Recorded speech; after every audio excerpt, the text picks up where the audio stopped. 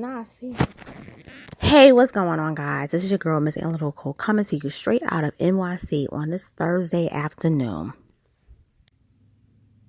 So, basically, the reason why I want to make this video is because I really want to talk about this Azealia Banks versus Cardi B beef that caused Cardi B to delete her Instagram page.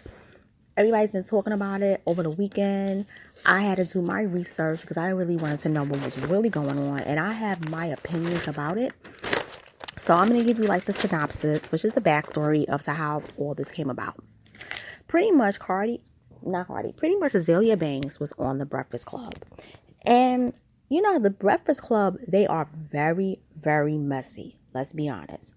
So pretty much, Azealia Banks was on the Breakfast Club. And first she was talking about the whole situation with RZA and Russell Crowe. And she basically called RZA a cokehead. And she was like, you know, he's an asshole, but I'm just done with the situation. And, you know, she didn't really want to talk about it anymore. Okay? However, aside from that, Envy brought up the situation about the post she made about Cardi B. And he asked her, is it true that you posted something where you stated that Cardi B is an illiterate rat? And Azealia Banks said, I did. And you know, the way Azealia Banks talks is really funny to me because it's like, where did you develop this Valley girl accent when you're from Harlem, NYC? You know, yes, she went to LaGuardia, but besides that, I mean, she's got to be in like some kind of acting mode because, girl, you did not grow up talking like that. But she said, yes, I did that. And I really believe that a lot of that comes from, this is just my opinion, I believe that when she said it, her response was that, you know, the media has the power to make anyone famous, you know. And 2 years ago, we had this phenomenal piece of art called Lemonade that was made by Beyonce. And it was like a positive, you know, depiction of Black womanhood. And it really opened up the conversation about the power that Black women possess and how if it's used positively, it can be really groundbreaking. We can really change the world. That's pretty much what Lemonade was really about. She said certain things differently about it, but this is what she says. She said, you know, 2 years ago, we were about to really change the way Black women are being portrayed in media. And then all of a sudden you have this girl coming out, Cardi B, really out of nowhere. And she comes from reality TV and she popped up with a song that broke the records, went #1 in a lot of places, including the United States. And now all you're doing is hearing about her, but she's not a real positive representation of Black women. She just acknowledged that she was Black when she got put on by hip hop, and she doesn't speak well. She doesn't really possess any real intellect, and the only reason why she's being put on a pedestal, and I do agree with Azealia Banks on this, is because she's light-skinned and she's really Latin. She's Latina. She claims Latina. Now, yes, Cardi B is Trinidadian from her mom's side and Dominican on her father's side, but the truth of the matter is, you claim Latina. You was claiming Latina. You was calling Black women roaches last summer. You just really started calling yourself really Black when you found out you could make it profitable. And that's what I think Azealia Banks was saying. And Azealia Banks really kept it real. The problem with Azealia Banks, though, is that Azealia Banks has made a lot of enemies through the years. She's had feuds with people ranging from T.I., Remy Ma, Rihanna, Nicki Minaj, RZA, Russell Crowe, Sarah Palin, Tiana Taylor, Beyonce, and Sky Jackson from the Disney Channel. And I just gotta say, you know, you could say something really powerful, but if you've said a lot of messed up stuff in the past. Oh, and by the way, remember she sacrificed the chickens, you know, for fame and fortune. I think she was mocking it, but if you would have saw that room, it was real blood. It wasn't no stage blood. That was real blood. It shows that she does have a mental disorder, but I believe on this one, she won. Azealia won. Azealia won. And, Cardi B responded by saying, I speak this way. I didn't choose to be famous. I'm from the hood, and the people chose me to be famous. And you bleach your skin. And besides that, nobody's really checking for you, Azealia. And Azealia responded by saying, sis, you got a fever and you got breast milk coming out your titties. And besides that, you look like a big toe without contour. And you got a mediocre face. And she said, I did bleach my skin because of a bad reaction from Primavera. And it's pretty much called pigments. It's basically, Azealia is basically saying that she didn't really bleach her skin to become lighter. She bleached her skin out of exfoliation. She did it to even out the patches of certain skin tones being darker than others. Now, I'm going to say this. I used to be very much against skin bleaching. But I gotta say, and I hate to do this because Azealia has fucked up a lot, but Azealia is right. Azealia Banks is telling the truth about that.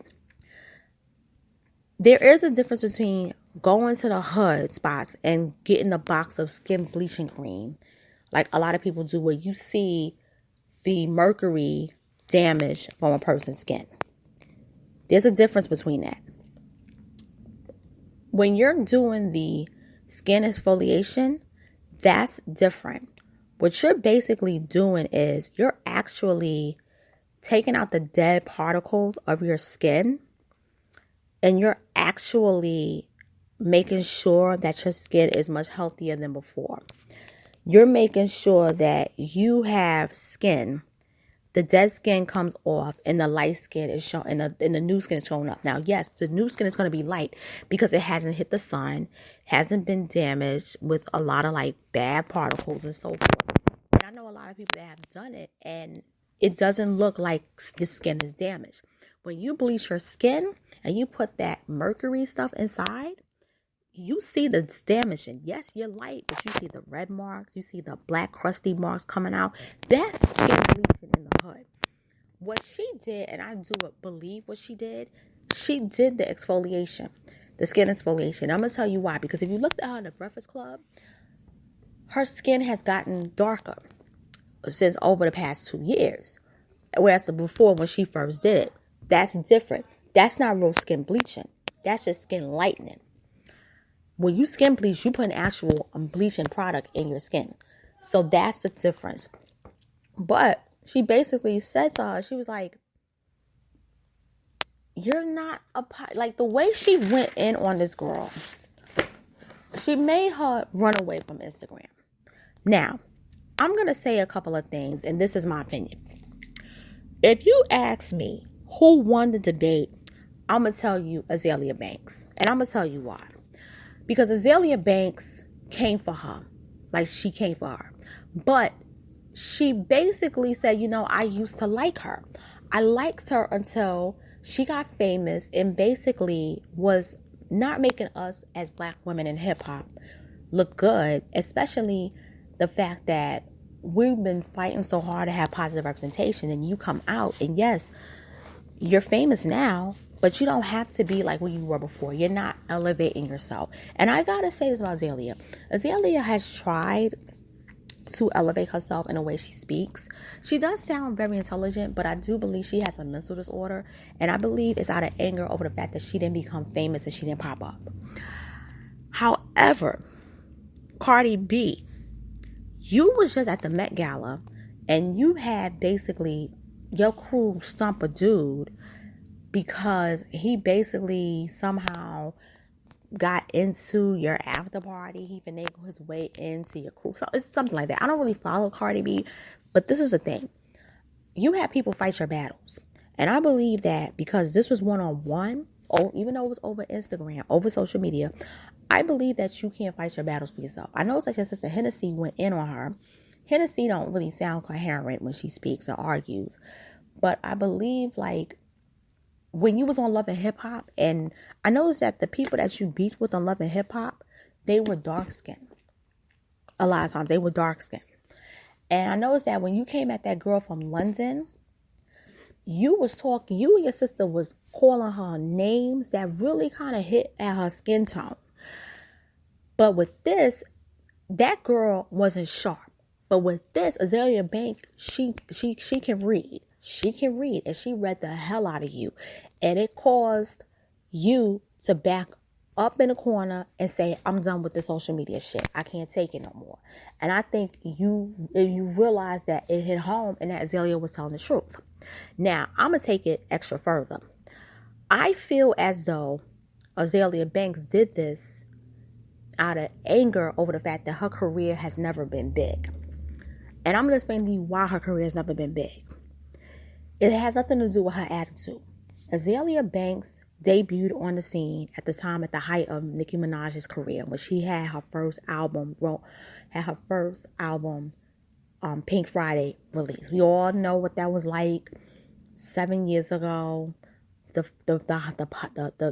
fanfare that, you know, it was fresh. It went double platinum around this time. I was one of the people that was against the album. I only liked The Roman's Revenge because that shit was funny. But besides that, I was anti.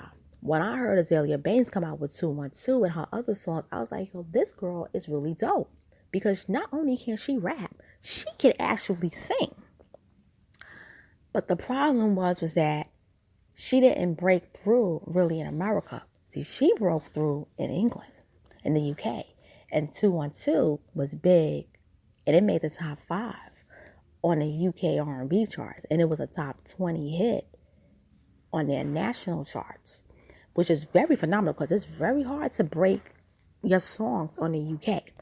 But the problem was that when you have a person that is getting all the shine because of radio and nobody's breaking your records from your own home country, that's very frustrating. And it's a natural reaction that you're going to have a lot of attitudes because you're like, wait a minute, Nicki can't sing on key. Remember Nicki was singing on key when that first album? Notice she stopped after the first one because it was like, you're not a real singer. Azealia Banks is a singer. She went to LaGuardia. And she actually, you know, was in a couple of stage productions. The girl is talented, okay? But her reputation over the years messed her up because of how she would react to criticism. And I believe people then was like, we not really messing with you. Europe loves you. But in the States, we not rocking with you. We're not breaking your records. And America's never really broken her records. And that's the bad thing. And she puts out work. She works it. But they not feeling her. And that's her problem. Then you have this other chick, Cardi B, comes out from reality TV. Now, Azealia never went to reality TV. You got this girl coming out of reality TV, was a household name, not even a household name, but known through being on Love and Hip Hop. I heard of her many years ago when she was on Instagram when she used to dance as a stripper. She was a stripper. And I don't really chill with those people anymore, but they knew her and they was a fan of hers. And she went from that to Love and Hip Hop because she used to do a lot of vines. Then from doing the vines, basically she got put on by Mona Scott Young to be on Love and Hip Hop in New York season 6. She was supposedly DJ what's his name? I can't think of his name, but the DJ that's on Power 105.1, she was supposedly his protege. Part of the whole winning squad, stuff like that. Then, 2016, she started blowing up with her mixtape. And I will say, Cardi got real serious bars. She can rap. That whole persona that you see, that's just a persona. She can spit. She got every right to be recognized in hip-hop. And she's a way better spitter than Nicki Minaj. I will say that any day. But Cardi B is not a singer. She's not really a she's not really a triple threat. Azealia Banks, she really is. But here's the thing. Cardi B blew up because she was likable. And she was friendly. And, you know, she was like a people person. She didn't have the stigma that Azealia Banks had. As Cardi B's never came at people. Except for when she calls people roaches. And that's that colorism, because a lot of Dominicans have that issue. Another thing, too, about Cardi B is that Cardi B just blew up out of nowhere, really, in 2 years. That's very unheard of in this day and age, to blow up like that.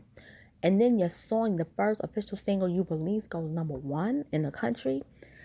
That ticked her off. And it's like, she hasn't really grinded as an artist like Azealia Banks. And I agree, she really hasn't. And I feel as though the doors open up easy for her because of how she acts. I think that if Cardi B was more like a person who was more of like the old school rappers, like MC Lyte, really like an MC Lyte person, she wouldn't have blown up as quick, even being light skinned. But because she was a stripper, she had all the negative qualities that came from a girl from the hood. They picked her because she wasn't the best positive representation of black girls. Now, Azealia Banks, she just came out and said everything, and she spoke the real on it. But this is the thing. Azealia, you got to look at yourself and say, maybe if I didn't come at people like I did years prior to Cardi B making her debut, I could be in Cardi's place. Another thing, too, about Azealia, I have to say, Azealia Banks' music is very different. It is like, it's more of house music. She does do R&B, hip hop, but she does it more of like into the house, which has elements of dance music, which comes from like the whole disco area. After disco, you know, got crushed by the media, people went into like house. They did like the house music. House music is like infused with dance music and hip hop. Hers is more house. House is big in Europe, but it's not really big in America. Also, too, her music, she does elements that, her music actually, to be honest with you, is more favorable to the dominant society. But the problem is, she don't have the look for the dominant society. If Azealia was light-skinned, even with her antics, I do believe she would have been bigger. Maybe not as big if she had those same antics, but I do believe she would have been bigger. And I think it all boils down to skin tone. It all boils down to lineage, where you come from. And I do believe that at the end of the day, I feel as though Azealia called out the truth. But the people are still going to rock with Cardi B because Cardi B is more likable than Azealia. And that's where I think it stands. So with that being said, I'm just going to sign off. It's my take on it. I think this topic was a very important topic to discuss. And hopefully you enjoy what I had to say. And I just wish everybody, you know, a good day. Make sure you subscribe to my channel on YouTube. Make sure you follow me on Spreaker.com. Make sure you hit that like button and hit that subscribers the bell. Thank you for checking this video out and have a wonderful day. Later.